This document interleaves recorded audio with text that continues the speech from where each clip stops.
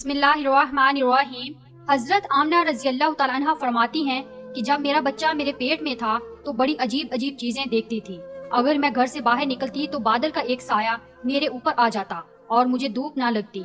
अगर मैं पानी भरने के लिए जमजम के कुएं की तरफ जाती तो रास्ते में जितने पेड़ होते उनकी टहनियां मेरे सामने झुक जाती, जैसे मुझे सलाम कर रही हूँ। मैं हैरान थी कि आखिर ये सब मेरे साथ ही क्यों हो रहा है।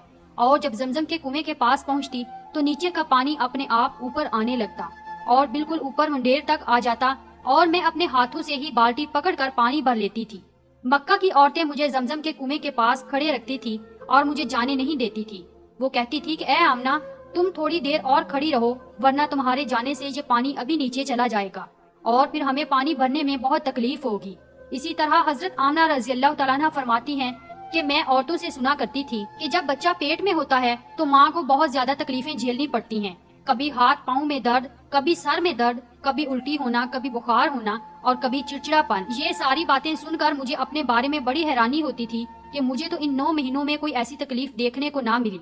यहाँ तक कि जब तक मेरा बच्चा मेरे पेट में रहा तो मेरे सर में दर्द तक ना हुआ। इसी तरह हजरत आमना को बड़े अजीब अजीब ख्वाब भी नजर आते थे। वो फरमाती हैं कि जब मैं रात को सोती तो मुझे ख्वाब नजर आता कि मेरे जिस्म के अंदर से एक नूर निकला है और इसने सारी दुनिया को रोशन कर दिया है।